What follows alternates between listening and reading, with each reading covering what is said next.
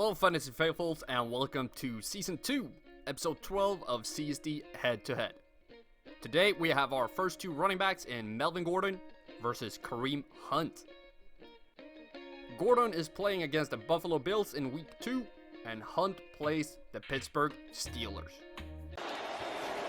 All receivers out. Rivers throws touchdown. Melvin Gordon with his third touchdown of the game. Starting off, we're looking at Gordon's rushing and receiving patterns. Gordon is a pretty basic runner when it comes to his running patterns. Most of his rushes goes to either side of the center with almost 10% each to the other running lanes. This is extremely common amongst the best backs in the league. What sets him apart is the amount of rushes that go straight up the middle. His 42% is far above the league average of 28% and will demand a high yards per carry in that lane for him to be productive. Speaking of yards per carry, he does have a very even running style with 3-something yards per carry to each running lane except outside the right guard and outside the right tight end. They offset each other pretty well. But if we would have seen, let's say, 15% of Gordon's runs outside the right guard, that would have been a big problem. His receiving is the opposite of his running. He is far below league average in targets over the middle, while bounces to the outside dominates his air game. You can see 42% to the short left, 15% over the short middle, and 42% to the short right. The catch rate he has is pretty average for a top running back in the outside zones. The short middle stands out with highest catch rate of any running backs from last year.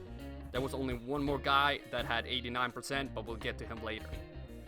Gordon has a touchdown rate of 3.2% over the last 3 years, which is on the lower side of things, but still alright. His yards per catch is extremely average, nothing that should excite you, and nothing you should be scared of, with 7.9, 9.0, and 8.2. Kareem Hunt with 101 yards and more. Whoa. And there he goes. Whoa. Hold on to your hats. He's done it again. Long touchdown run. Now let's take a look at Kareem Hunt's rushing and receiving patterns. Hunt is somewhat similar in his rushing patterns in that he runs the ball straight up the gut for 42% of all his carries. This again puts a lot of pressure on him carrying the ball well on those carries. However, what separates the two of them is the tendency to run to the right side of the field with 12 and 13% outside the right tackle and right end. Hunt does carry the ball pretty far whenever he gets the chance, and especially to the left side of the field and outside the right guard. But as I just mentioned, this is not where the play calling leads him. Running in a lane where you typically gain less yards will impact the season totals and have a negative game impact when other teams know it.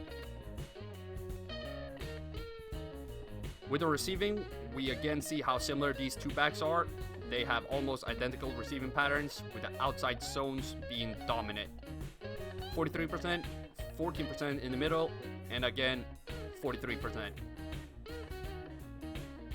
Hunt is, as I hinted before, the other back with 89% catch rate in the short middle zone. He has very impressive hands and catches almost everything thrown to him.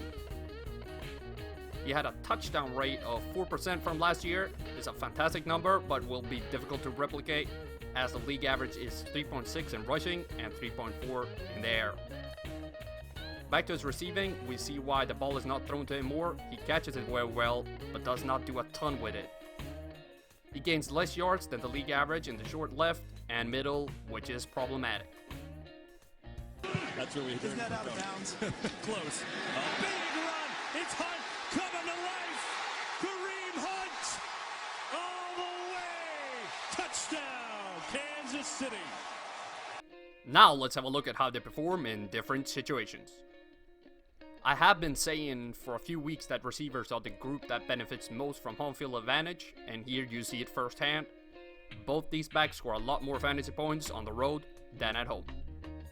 And the similarities with the two just continues. They score a lot more points within their own conference as they dominate in the AFC games, especially Hunt, who has a huge disparity. Finally, we can separate the two. Gordon scores a lot more points when the Chargers are playing a team with a losing record, while Hunt majorly steps up a game when they're playing a team with a winning record. Gordon's best situation is playing away versus a below 500 record AFC team. Hunt's best situation is playing away versus an above 500 record AFC team.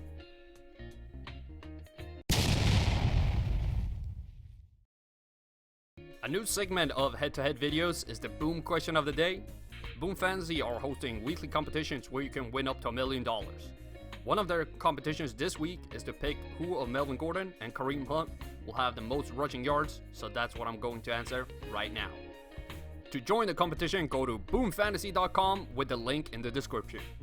So, who will have the most rushing yards? Gordon is playing the Bills and Hunt the Steelers. That means that Gordon is playing a team that fits him perfectly. AFC team on the road with a losing record, and for Hunt the only thing that is not perfect is the Steelers record, but it's close as can be. The Bills gave up a ton of yards up the gut to the Ravens last week while also getting pummeled with runs outside the right guard. Great zones for Gordon to produce yards. The Steelers shut down everything that went outside the right guard against the Browns last week. That is Hunt's best lane. The Steelers' weakest lane from last week was the left tackle one, a lane Hunt rarely runs through.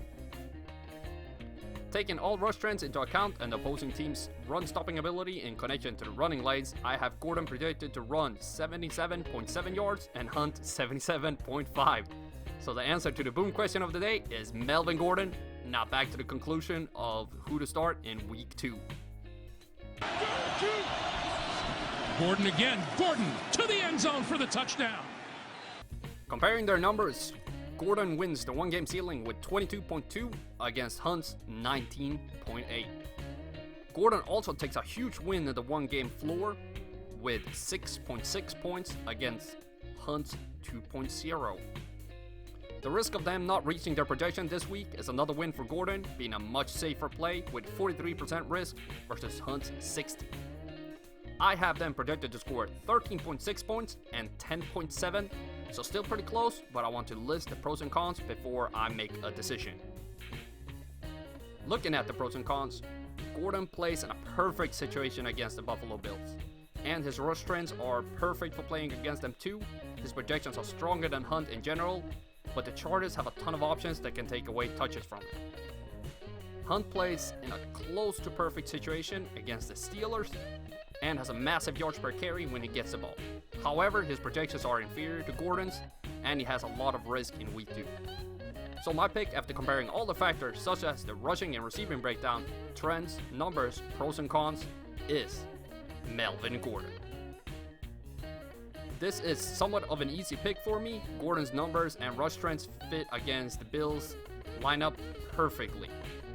So thank you very much for watching. Don't forget to hit that like button and subscribe to our channel for more weekly content. And as always, the spreadsheets are dark and full of terror.